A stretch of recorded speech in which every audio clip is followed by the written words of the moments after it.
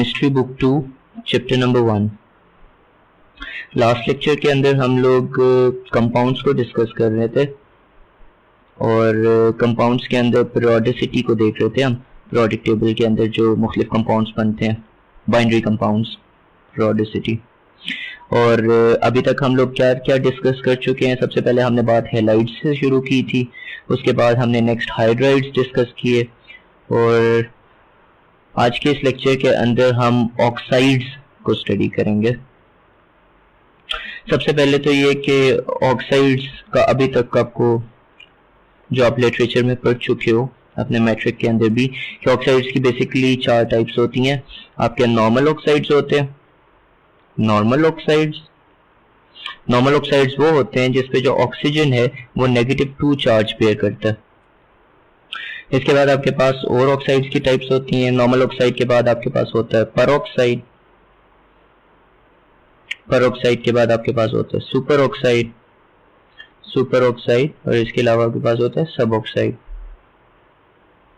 जो आपके पास परऑक्साइड होता है, इसमें सुपर में और सब में इसके पास हाइड्रोजन का जो ऑक्सीडेशन स्टेट है, सॉरी ऑक्सीजन की जो चार्ज है यहाँ पे वो वेरी करता है। फॉर एग्जांपल परऑक्साइड पे आपके पास -1 हो जाता है, सुपर ऑक्साइड पे आपके पास -1/2 हो जाता है और सब ऑक्साइड पे आपके पास आई गेस -3/2 या इस तरह हो जाता है। तो बेसिकली ये जो आपके पास ऑक्सीडेशन स्टेट्स हैं ऑक्साइड्स की, ये इनकी बेसिस पे हम लोगों ने इनको क्लासिफाई किया। इसके बाद जो सेकेंड क्लासिफिकेशन हमारी होती है वो विद इन नॉर्मल ऑक्साइड्स होती है।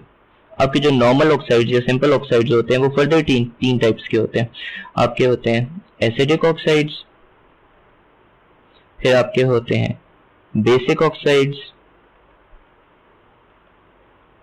और तीसरी आपकी कैटेगरी वो होते हैं जो एसिडिक और बेसिक दोनों कैरेक्टरिस्टिक्स शो करते हैं, उनको हम कहते हैं एम्फोटेरिक ऑक्साइड्स। ठीक है, अब हम ये देख लेते हैं कि पीरियोडिक टेबल के जो नॉर्मल एलिमेंट्स हैं उनमें से कौन कौन से किस किस किस्म के ऑक्साइड शो करते हैं।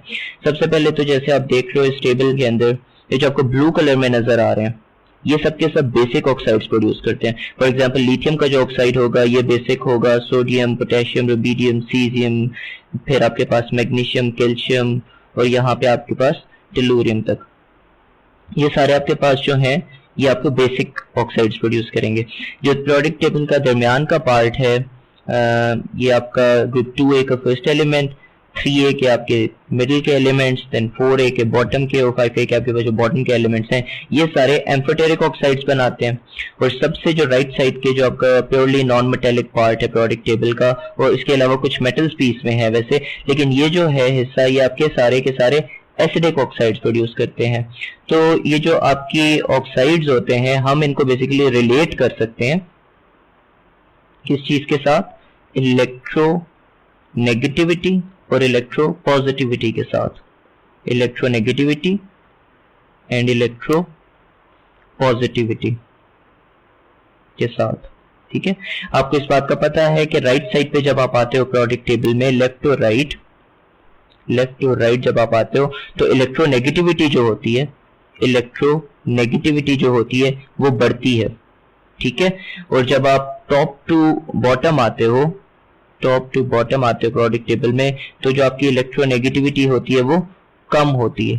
ठीक है, और जो आपकी इलेक्ट्रोपॉजिटिविटी होती है उसका ट्रेंड एग्जैक्टली उल्टा होता है। फॉर एग्जांपल इलेक्ट्रोपॉजिटिविटी अगर मैं कहूं तो वो लेफ्ट टू राइट जो होगी वो रिड्यूस होती है। इसका मतलब है जितना आप लेफ्ट पे होगी इतनी इलेक्ट्रोपॉजिटिविटी आपकी ज्यादा होगी, और टॉप टू बॉटम आपकी इलेक्ट्रोपॉजिटिविटी जो है वो बढ़ती है। ठीक है, सो आप यूं कह सकते हो कि पीरियोडिक टेबल में जो टॉप राइट साइड पे जो एलिमेंट है, फॉर एग्जांपल फ्लोरीन की हम बात करें, वो सबसे ज्यादा इलेक्ट्रोनेगेटिव है। ठीक है, और जो आपका सीजियम है, फ्रांसियम, सीजियम, ये जो ग्रुप 1A में सबसे बॉटम पे आते हैं, ठीक है, फ्रांसियम वगैरह, ये जो आपके हैं ये आपके सबसे ज्यादा इलेक्ट्रो पॉजिटिव एलिमेंट्स हैं। ठीक है, तो किसी एलिमेंट की जो इलेक्ट्रो पॉजिटिविटी है ये और इलेक्ट्रोनेगेटिविटी उसके शेयर्ड पेयर ऑफ इलेक्ट्रॉन को अट्रैक्ट करने की टेंडेंसी को रिप्रेजेंट कर रही होती है। ठीक है, इस बात का आपको पता है। अब हम देख लेते हैं कि मुख्तलिफ जो ऑक्साइड्स होते हैं वो कौन कौन से होते हैं। फॉर एग्जाम्पल आप लिथियम की बात करते हो, लिथियम का एटॉमिक नंबर है आपके पास 3, ये आपके पास इस ग्रुप के अंदर आ रहा है 1A में आपके पास जितने एलिमेंट्स आ रहे हैं सबके चार्ज +1 बेयर करते हैं।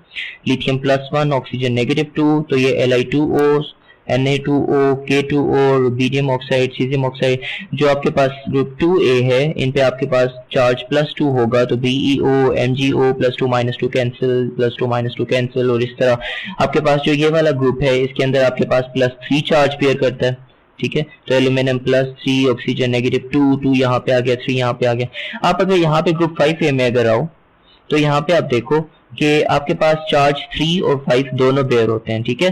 तो यहाँ पे आपके पास दो किस्म के ऑक्साइड्स बन रहे हैं। अगर तो नाइट्रोजन 3 चार्ज पेयर करेगा तो ये आपके पास N2O3 बनेगा, और जब वो 5 चार्ज पेयर करेगा तो N2O5 बनेगा। इसी तरह P2O3 and P2O5, AS2O3, AS2O5। इसी तरह जो आपका नेक्स्ट ग्रुप है वो भी इसी तरह मल्टीपल आपके ऑक्सीडेशन स्टेट्स शो करता है। सल्फर भी, ठीक है, 2 और 6 शो करता है। जब वो 2 शो करेगा तो आपके पास ये बनेगा, और जब वो 6 शो करेगा तो 2 पे आपके पास ये बन जाएगा और 6 पे आपके पास ये बन जाएगा, ठीक है। इसके बाद आपके पास ये लास्ट ग्रुप आ गया। लास्ट ग्रुप आपके ऑक्सीडेशन स्टेट -1 शो करता है या +7 शो करता है, ठीक है। तो उसके बेसिस पे इसके भी ऑक्साइड्स होते हैं। अब हम देख लेते हैं कि जो डिफरेंट ऑक्साइड्स हैं, फॉर एग्जांपल मैं बात करता हूं यहाँ पे Na2O की, ये आपको सोडियम ऑक्साइड नजर आ रहा है। अगर मैं सोडियम ऑक्साइड को वाटर के अंदर डिसॉल्व करता हूं तो मेरे पास क्या प्रोड्यूस होगा, मेरे पास सोडियम हाइड्रोक्साइड प्रोड्यूस हो जाएगा जो एक बेस है, ठीक है। आप इधर से लेट्स से कैल्शियम ऑक्साइड को लेते हो और उसको वाटर के साथ रिएक्ट कराते हो तो आपके पास calcium hydroxide CaOH whole twice, because Ca is +2, OH is -1, ये प्रोड्यूस हो जाएगा, ठीक है। आप इस ग्रुप का कोई भी और एलिमेंट ले लो तो वो करस्पॉन्डिंग हाइड्रोक्साइड प्रोड्यूस करेगा, और हाइड्रोक्साइड्स होते हैं ये आपके पास बेसिस होते हैं सबके सब, ठीक है। तो इस वजह से हम लोग इनको बेसिक ऑक्साइड्स कहते हैं। आप एक्सट्रीम राइट से कोई भी एलिमेंट्स उठा के देख लो, ठीक है। यहाँ के जब आप ऑक्साइड्स बनाओगे, फॉर एग्जांपल मैं कार्बन का ऑक्साइड बनाता हूँ CO2, CO2 को जब मैं पानी में डिसॉल्व करूंगा तो मेरे पास बनेगा CO2 + H2O, ये मेरे पास H2CO3 बना देगा जिस कार्बोनिक एसिड, ठीक है। इसके बाद में अगर SO3 जो कि सल्फर का आपके पास ऑक्साइड है, अगर इसको मैं पानी के अंदर डिसॉल्व करूंगा तो ये मेरे पास H2SO4 प्रोड्यूस करेगा विच इज सल्फ्यूरिक एसिड। या अगर मैं सल्फर डाइऑक्साइड को डालता तो वो सल्फ्यूरस एसिड प्रोड्यूस कर देता। अगर मैं N2O5 जो कि नाइट्रोजन का ऑक्साइड है, अगर इसको मैं वाटर में डिसॉल्व करूंगा तो ये मेरे पास HNO3 नाइट्रिक एसिड प्रोड्यूस करेगा। और यही कहानी मैं आगे एक्सटेंड कर सकता हूं। अगर मैं फास्फोरस का ऑक्साइड बनाऊं, P4O10 को मैं अगर करूं, P4O10 पानी के अंदर फास्फोरिक एसिड बनाता है। इसी तरीके से आप एक बात कंटिन्यू करते हो, आप जितने भी आपके पास एसिडिक ऑक्साइड हैं ये सब के सब एसिड्स प्रोड्यूस करते हैं, ठीक है। जो आपके पास बेसिक ऑक्साइड्स हैं ये आपके पास बेसिस प्रोड्यूस करते हैं। और एक और प्रॉपर्टी ये है कि अगर आप कोई भी एक एसिडिक ऑक्साइड और बेसिक ऑक्साइड को आपस में रिएक्ट करवाओ, फॉर एग्जांपल आप रिएक्ट करवा देते हो सोडियम ऑक्साइड को, आप रिएक्ट करवा दो सल्फर ऑक्साइड के साथ, SO3 के साथ, सल्फर ट्राइऑक्साइड के साथ, तो आपके पास क्या बन जाएगा, आपके पास सोडियम सल्फेट बन जाएगा। और सोडियम सल्फेट का फॉर्मूला क्या होगा, सल्फेट इज -2, तो आपके पास Na2SO4 प्रोड्यूस हो जाएगा, ठीक है। अगेन ये आपके पास एक सॉल्ट है। तो इस प्रोसेस को आप कहते हो न्यूट्रलाइजेशन। इससे पहले भी आप ये पढ़ चुके हो इस तरह के रिएक्शंस जिसमें आप एक एसिड और बेस को रिएक्ट कराते थे तो आपके पास सॉल्ट और वाटर प्रोड्यूस होता था। अब चूंकि ये एग्जैक्टली एक एसिड और बेस नहीं है बल्कि ये ऑक्साइड्स है, अगर आप वाकई एक एसिड और बेस को करवाते, फॉर एग्जांपल आप सोडियम हाइड्रोक्साइड यहाँ से लेते और यहाँ से आप सल्फ्यूरिक एसिड लेते और तब आप इनको रिएक्ट कराते तो आपके पास सोडियम सल्फेट के अलावा वाटर भी साथ प्रोड्यूस हो जाता, ठीक है। अब हम बात करते हैं एम्फोटेरिक ऑक्साइड्स की। एम्फोटेरिक ऑक्साइड्स में आपके पास ये दरमियान का पोर्शन आता है, ठीक है। अभी इसके अंदर मैंने बीच में चूंकि मैं भी सिर्फ नॉर्मल एलिमेंट्स आपको शो कर रहा हूँ, जो आपके पास ट्रांजिशन मेटल्स होते हैं, ट्रांजिशन मेटल्स का जो मोस्ट ऑफ द मेटल्स जो हैं वो आपके पास एम्फोटेरिक प्रॉपर्टीज शो करते हैं, ठीक है। फॉर एग्जाम्पल मैं आपको जिंक की प्रॉपर्टीज शो करता हूँ। जिंक जो है, जिंक का जो ऑक्साइड है ZnO, क्योंकि जिंक आपके पास 2 चार्ज शो करते हैं ऑक्सीडेशन स्टेट, तो ये +2 - 2 ZnO जिंक ऑक्साइड, ठीक है। अगर मैं जिंक ऑक्साइड को सल्फ्यूरिक एसिड के साथ रिएक्ट करवाता हूं तो आपके ख्याल में क्या बनना चाहिए, Zn, ये इसको मैं डबल डिस्प्लेसमेंट अगर करूं जिंक सल्फेट के साथ और H2 विद ऑक्सीजन यहाँ पे रिएक्ट करेगा, तो ये आपके पास जिंक सल्फेट बन जाएगा और साथ आपके पास वाटर प्रोड्यूस होगा। और अब आप देखो कि आपने एक सॉल्ट बना ली है और साथ आपने वाटर प्रोड्यूस किया है, तो इसका मतलब है कि ये आपके पास यहाँ पे एज अ बेस रिएक्ट कर रहा है और ये यहाँ पे ऑफ कोर्स एक एसिड है, ठीक है, तो यहाँ पे एज अ बेस रिएक्ट कर रहा है, ठीक है। और इसी तरीके से आप जिंक ऑक्साइड को अगर नाइट्रिक एसिड के साथ रिएक्ट कराते हो तो आपके पास ये जिंक नाइट्रेट बना देगा, Zn, और नाइट्रेट -1 चार्ज पेयर करता है, तो ZnNO3 इज -1, Zn+2, तो आपके पास जिंक नाइट्रेट U+2 चार्ज है नीचे, जिंक नाइट्रेट U बन जाएगा, ठीक है। और जिंक नाइट्रेट के साथ आपके पास वाटर प्रोड्यूस होगा। अब आप देखो कि अगेन यहाँ पे आपके पास ये एज अ बेस या बेसिक ऑक्साइड एक्ट कर रहा है और ये यहाँ पे एसिडिक प्रॉपर्टी शो कर रहा है, तभी तो आपके पास एक सॉल्ट और वाटर प्रोड्यूस हो रहा है।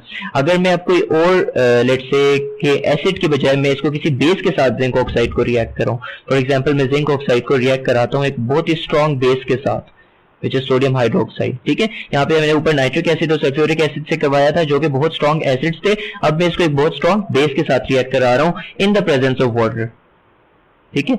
एक्वस बेस के अंदर लेट से मैं डाल देता हूं इसको, तो ये मेरे पास सोडियम सॉल्ट प्रोड्यूस करेगा, ये वाला। अब ये आपको हो सकता है थोड़ा सा कंफ्यूजिंग लग रहा हो, ये जिंक है, यहाँ पे जिंक आपके पास चार्ज क्या शो करता है +2, ठीक है। जिंक 2 कोवेलेंट बॉन्ड्स बनाने की टेंडेंसी रखता है और जो हाइड्रोक्सिल आइन है यहाँ पे आपका ये चार्ज पेयर करता है -1।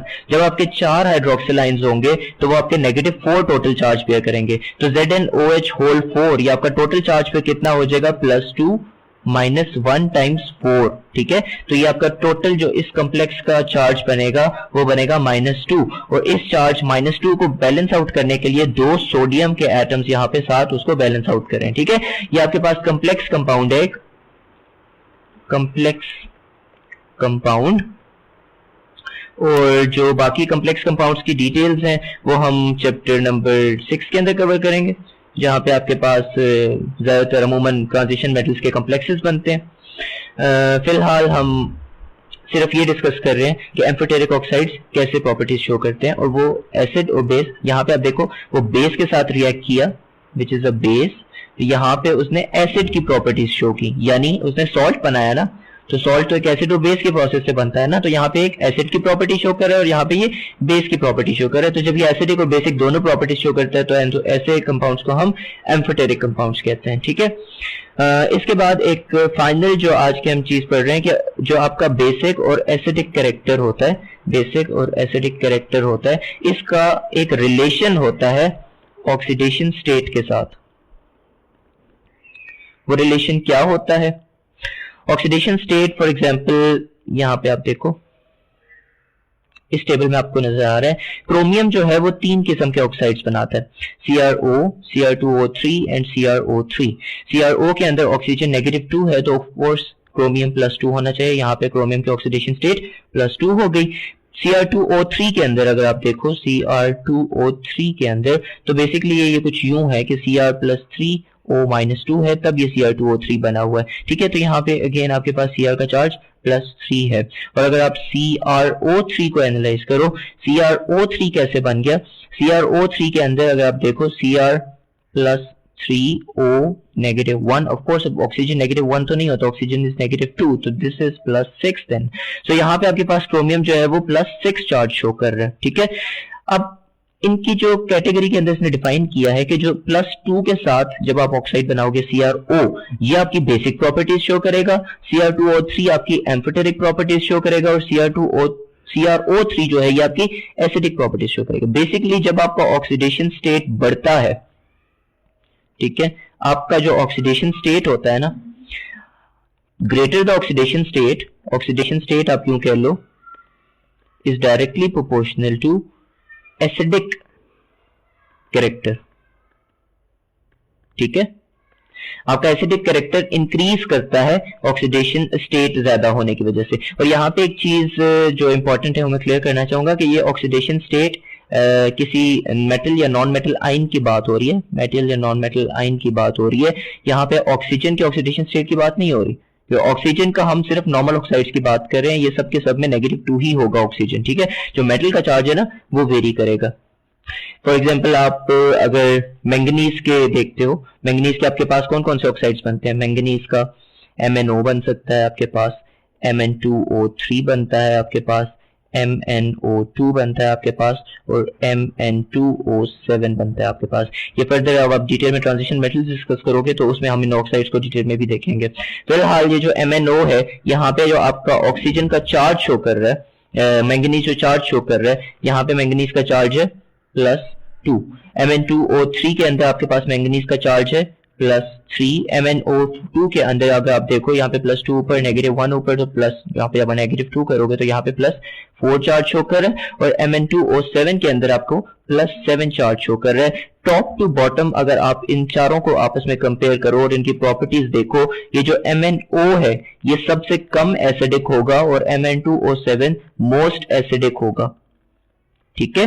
यानी ऊपर से नीचे आपका एसिडिक कैरेक्टर जो है वो बढ़ रहा है। इसके बाद अब फाइनली एक चीज जो रह गई है आपके जो, अब हम बेसिक ऑक्साइड्स की बात करते हैं। जब आप बेसिक ऑक्साइड्स में जब आप टॉप टू बॉटम आते हो, टॉप टू बॉटम, तो आपका जो साइज होता है वो इंक्रीज कर रहा होता है, साइज इंक्रीजेस, ठीक है। मैं बेसिक जो मेटल आइन है मैं उसकी बात करूंगी, मेटल आइंस जो आपके बेसिक ऑक्साइड्स प्रोड्यूस करते हैं। सो लेट्स से मैं ग्रुप 2A की बात करता हूँ। वहां पे जो मेरे पास ऑक्साइड्स बनेंगे वो होंगे बेरिलियम ऑक्साइड, देन उसके नीचे magnesium oxide, calcium oxide, strontium oxide और बेरियम ऑक्साइड, ठीक है। जब अब मैं टॉप से बॉटम आ रहा हूं तो जो बेसिक कैरेक्टर होगा वो इंक्रीज करेगा, यानी बेरियम ऑक्साइड जो है वो सबसे ज्यादा स्ट्रॉन्ग बेसिक कैरेक्टर शो करेगा, स्ट्रॉन्ग बेसिक कैरेक्टर, या आप इसको कह लो कि ये लीस्ट एसिडिक होगा। और जो आपका बेरिलियम ऑक्साइड है ये वीकली बेसिक कैरेक्टर शो करेगा, ठीक है। विद इन अ ग्रुप इनका आपस में ये रिलेशन होता है। अगेन इस प्रॉपर्टी को भी आप लिंक कर सकते हो कि जब आप टॉप टू बॉटम आ रहे हो यहाँ पे तो आपका साइज हो रहा है इंक्रीज, और आपकी जो इलेक्ट्रोनेगेटिविटी है वो हो रही है डिक्रीज टॉप टू बॉटम। जब आपकी इलेक्ट्रोनेगेटिविटी कम हो रही है तो इसका मतलब है कि जो ऑक्सीडेशन स्टेट बेसिकली क्या होती है, जो आप रिसेंटली ऑक्सीडेशन स्टेट के साथ भी आप एक रिलेशन बना रहे थे। ऑक्सीडेशन स्टेट क्या था? ऑक्सीडेशन स्टेट किसी कंपाउंड एलिमेंट की जितनी ज्यादा होती है वो उतना शेयर्ड पेयर ऑफ इलेक्ट्रॉन को अपनी तरफ ज्यादा खींचता है या कम खींचता है? वो ज्यादा खींचता है, ठीक है। वो उतना ज्यादा अट्रैक्ट करता है, ठीक है, ज्यादा अट्रैक्ट करता है इलेक्ट्रॉन्स को अपनी तरफ जब ऑक्सीडेशन स्टेट ज्यादा होती है, बिकॉज उसके ऊपर ज्यादा पॉजिटिव चार्ज आया हुआ होता है, ठीक है। तो ज्यादा पॉजिटिव चार्ज का मतलब ये हो गया कि वो ज्यादा इलेक्ट्रॉन्स को अपनी तरफ अट्रैक्ट करने की टेंडेंसी रखता है। और जब इलेक्ट्रोनेगेटिविटी आपकी डिक्रीज करती है टॉप टू बॉटम जब आप आते हो तो आपका बेसिकली कम फोर्स के साथ वो अट्रैक्ट करेगा ज्यादा, और यहाँ पे कम फोर्स के साथ इलेक्ट्रॉन्स को अट्रैक्ट करेगा। अब इन दोनों बातों को जरा आप रिलेट करने की कोशिश करो। जब ऑक्सीडेशन स्टेट आपकी ज्यादा हो रही थी, इलेक्ट्रॉन्स को आप ज्यादा फोर्स के साथ अट्रैक्ट कर रहे थे, तो आपका एसिडिक कैरेक्टर ज्यादा हो रहा था, ठीक है, एसिडिक कैरेक्टर ज्यादा हो रहा था। और जब आप इलेक्ट्रोनेगेटिविटी आपकी ऊपर से नीचे कम हो रही है और आपको कम फोर्स के साथ इलेक्ट्रॉन्स को खींच रहे हो, जैसे यहाँ पे ज्यादा फोर्स के साथ खींच रहे थे, यहाँ पे कम फोर्स के साथ खींच रहे हो, तो आपका ज्यादा बेसिक कैरेक्टर होता जा रहा है, ठीक है। बेसिक कैरेक्टर ऊपर से नीचे बढ़ता जा रहा है। सो बेसिकली ये भी अगेन वही चीज है, आपके जो इलेक्ट्रॉन्स जो होते हैं ना उनको अट्रैक्ट करने की टेंडेंसी जो होती है, या आपके जो, जैसे मैंने इसीलिए स्टार्ट में आपको इलेक्ट्रोनेगेटिविटी और इलेक्ट्रोपॉजिटिविटी का कंसेप्ट बताया था, जितनी आपकी इलेक्ट्रोपॉजिटिविटी ज्यादा होती है उतना आपका बेसिक कैरेक्टर जो होता है वो स्ट्रांग होता है, ठीक है। और जितनी आपकी इलेक्ट्रोनेगेटिविटी, इलेक्ट्रोपॉजिटिविटी आपके बेसिक कैरेक्टर को डिटरमिन करती है, ठीक है। और जो आपकी इलेक्ट्रोनेगेटिविटी है वो आपके एसिडिक कैरेक्टर को शो डिटरमिन करती है, ठीक है।